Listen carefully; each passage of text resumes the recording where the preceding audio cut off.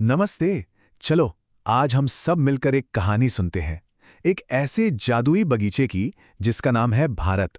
जरा सोचो, एक ऐसा खूबसूरत बगीचा जहां दुनिया का हर रंग खिलता हो और हर फूल की अपनी एक अलग मीठी सी प्यारी सी खुशबू हो। तो हमारी ये कहानी शुरू होती है भारत विद्यालय के मैदान से। दिन था एकता दिवस का और सुबह सुबह पता है, थोड़ी शरारती सी हवा चल रही थी। सर्र ऐसी हवा जो बच्चों के बालों से खेल रही थी, मानो चुपके से कह रही हो, चलो आज देखते हैं तुम सब में कितनी एकता है। तो उस मैदान के ठीक बीचों बीच 5 पक्के दोस्त बैठे थे। कौन कौन? आरव, अयान, सिमरन, मारिया और तेंजिन। सबके पास अपनी अपनी फूलों की टोकरियां थीं और सब बड़े प्यार से मिलकर भारत का नक्शा बनाने की तैयारी कर रहे थे। पर अरे ये क्या, वो मिलकर काम करने की जगह आपस में बहस करने लगे। हर कोई बस यही कह रहा था, नहीं मेरा रंग सबसे अच्छा है, देश की सीमा तो मेरे ही रंग से बनेगी। वो सब ये भूल गए थे कि वो दोस्त हैं और उन्हें लग रहा था कि बस उनका रंग ही सबसे ज्यादा जरूरी है।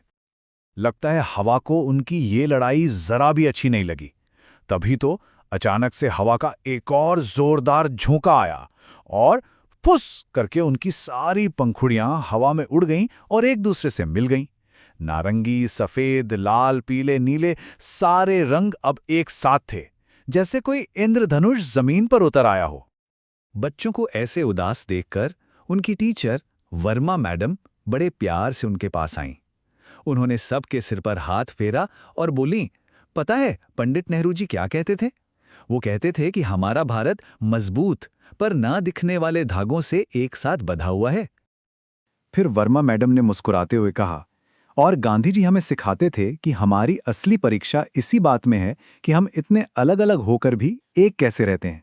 बच्चों, ये हवा तुम्हारी दुश्मन नहीं, ये तुम्हारी परीक्षा है। अब ये तुम पर है कि तुम बिखर जाते हो या इन सारे रंगों को एक साथ बुनकर कुछ खूबसूरत बनाते हो। तो बस उस शाम पांचों दोस्त निकल पड़े एक दूसरे को समझने के सफर पर। सबसे पहले वो पहुंचे आरव के घर। अरे वाह, उसका घर तो दिवाली के हजारों दियों से जगमगा रहा था।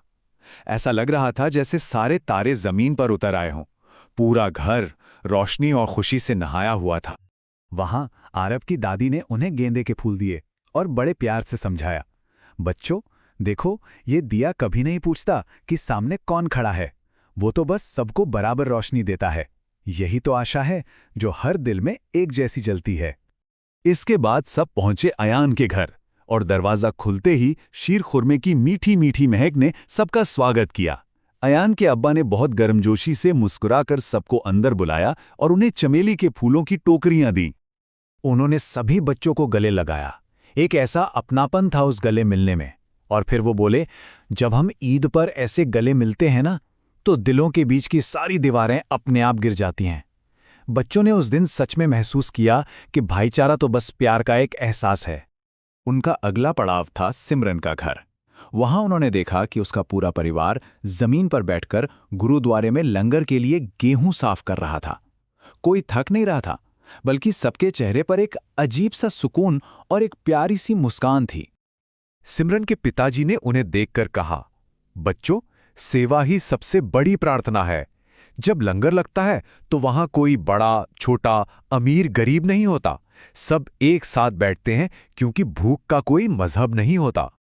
इसके बाद वो सब पहुंचे मारिया के घर।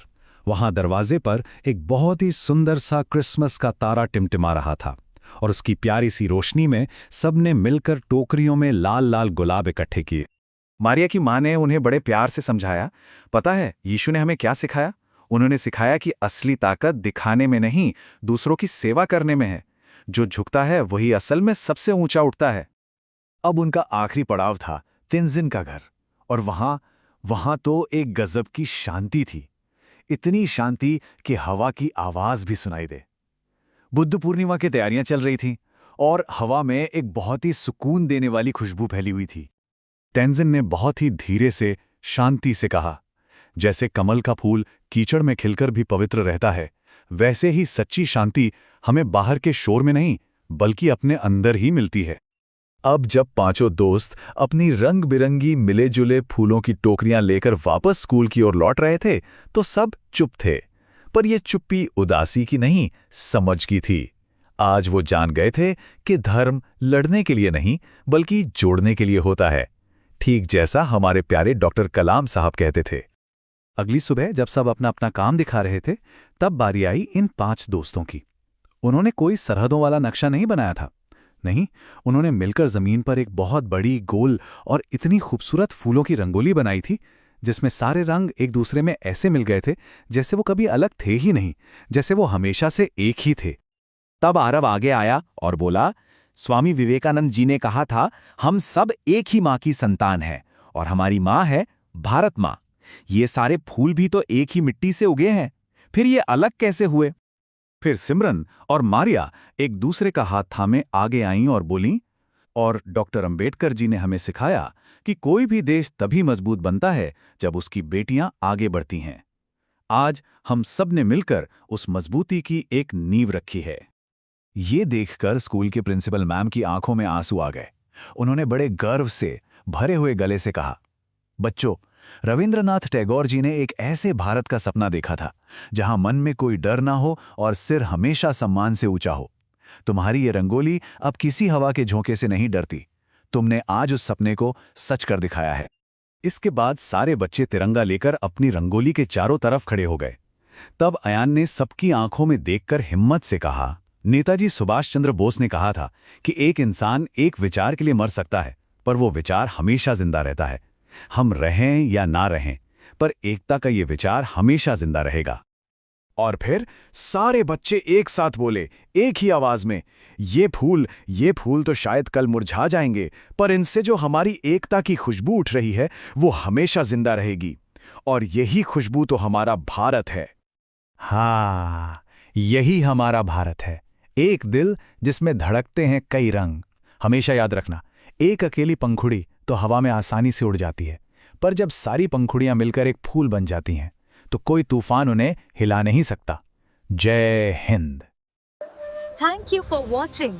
Subscribe to our channel. Press the bell icon. Follow for more moral stories.